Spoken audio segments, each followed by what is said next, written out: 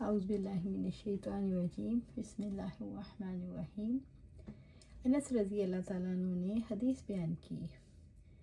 دوسری سند اور ہم سے محمد بن مقاتل نے بیان کیا، انہیں عبداللہ بن مبارک نے خبر دی، انہیں معمر نے، انہیں حمام بن منبہ نے اور انہیں ابو ہریرہ رضی اللہ تعالیٰ عنہ نے نبی کریم صلی اللہ علیہ وآلہ وسلم نے فرمایا، میں اپنے گھر جاتا ہوں، وہاں مجھے میرے بستر پر کھجور پڑی ہوئی ملتی ہے، میں اسے کھانے کے لیے اٹھا لیتا ہوں، لیکن پھر یہ ڈر ہوتا ہے کہ کہیں یہ صدقے کی کھجور نہ ہو تو میں اسے پھینک دیتا ہوں۔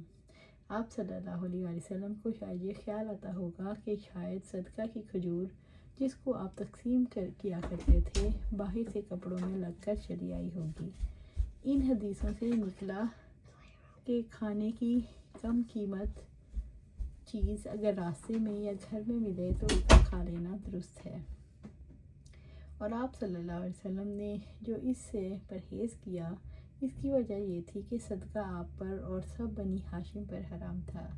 یہ بھی معلوم ہوا کہ ایسی حقیر چھوٹی چیزوں کے لیے مالک کا ڈھونڈنا اور اس کا اعلان کرانا ضروری نہیں۔ اہل مکہ کے لقطہ کا کیا حکم ہے؟ مکہ کے لقطہ میں اختلاف ہے، بعضوں نے کہا مکہ کا لقطہ ہی اٹھانا منع ہے، بعض نے کہا اٹھانا تو جائز ہے لیکن 1 سال کے بعد بھی پانے والے کی ملک نہیں بنتا، اور جمہور مالکیہ اور بعض شافعیہ کا قول یہ ہے مکہ کا لقطہ بھی اور ملکوں کے لقطہ کی طرح ہے۔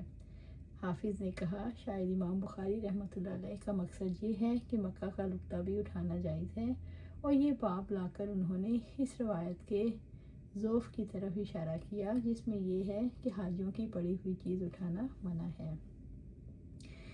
نبی صلی اللہ علیہ وسلم نے فرمایا، مکہ کے لقطہ کو صرف وہی شخص اٹھائے جو اعلان کر لے، اور خالد خدا نے بیان کیا، ان سے اکرمہ نے اور ان سے ابن عباس رضی اللہ تعالیٰ عنہ نے کہ نبی صلی اللہ علیہ وسلم نے فرمایا، مکہ کے لقطہ کو اٹھانا صرف اسی کے لیے درست ہے جو اس کا اعلان بھی کرے۔ ابن عباس رضی اللہ تعالیٰ عنہ نے کہ رسول اللہ صلی اللہ علیہ وسلم نے فرمایا، مکہ کے درخت نہ کاٹے جائیں، وہاں کے شکار نہ چھیڑے جائیں، اور وہاں کے لقطہ کو صرف وہی اٹھائے جو اعلان کرے، اور اس کی گھاس نہ کاٹی جائے۔ عباس رضی اللہ تعالیٰ عنہ نے کہا، یا رسول اللہ، اذخر کی اجازت دے دیجئے، چنانچہ آپ صلی اللہ علیہ وسلم نے اذخر کی اجازت دے دی۔ مقصد باب یہ ہے کہ لقطہ کے متعلق مکہ شریف اور دوسرے مقامات میں کوئی فرق نہیں۔ آپ صلی اللہ علیہ وسلم کو فتح مکہ، جب اللہ تعالیٰ نے آپ صلی اللہ علیہ وسلم کو فتح مکہ کرا دیا تو آپ صلی اللہ علیہ وسلم لوگوں کے سامنے کھڑے ہوئے اور اللہ تعالیٰ کی حمد و ثنا کے بعد فرمایا، اللہ تعالیٰ نے ہاتھیوں کے لشکر کو مکہ سے روک دیا تھا لیکن اپنے رسول اور مسلمانوں کو اسے فتح کرا دیا۔ دیکھو یہ مکہ مجھ سے پہلے کسی کے لیے حلال نہیں ہوا تھا، یعنی وہاں لڑنا، اور میرے لیے صرف دن کے تھوڑے سے حصے میں درست ہوا، اب میرے بعد کسی کے لیے درست نہیں ہوگا، بس اس کے شکار کو نہ چھیڑا جائے اور نہ اس کے کانٹے کاٹے جائیں۔ یہاں کی گری ہوئی چیز صرف اسی کے لیے حلال ہوگی جو اس کا اعلان کرے۔ جس کا کوئی آدمی قتل کیا گیا ہو اسے 2 باتوں کا اختیار ہے، یا قاتل سے فدیہ مال لے لے یا جان کے بدلے جان لے لے۔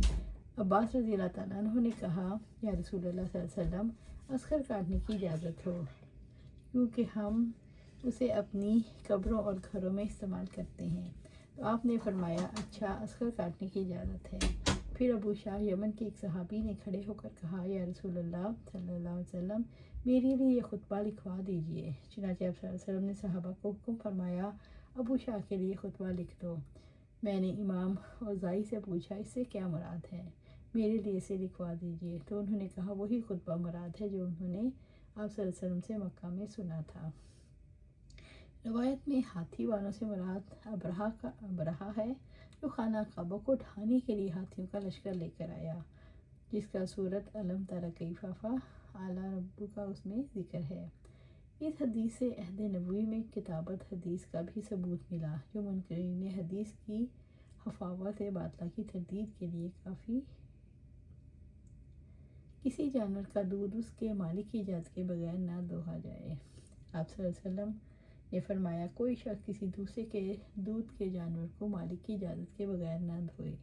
کیا کوئی شخص یہ پسند کرے گا ایک غیر شخص اس کے گودام میں پہنچ کر اس کا ذخیرہ کھولے اور وہاں سے اس کا گلا چرا لے؟ لوگوں کے مویشی کے تھن بھی ان کے لیے کھانا یعنی دودھ کے گودام ہیں، اس لیے انہیں بھی مالک کی اجازت کے بغیر نہ دھویا جائے۔ اضطراری حالت میں اگر جنگل میں کوئی ریوڑ مل جائے اور مستعر اپنی جان سے پریشان ہو اور بھوک اور پیاس سے قریب المرگ ہو تو وہ اس حالت میں مالک کی اجازت کے بغیر بھی اس ریوڑ میں سے کسی جانور کا دودھ نکال کر اپنی جان بچا سکتا ہے۔ یہ مضمون دوسری جگہ بیان ہوا ہے۔ اللہ سبحانہ تعالیٰ سے دعا ہے قرآن و سنت پر عمل کرنے کی توفیق دے، اس پر جمع دے اور جنت الفردوس میں اپنے پاس گھر عطا فرمائے۔ آمین یا رب العالمین۔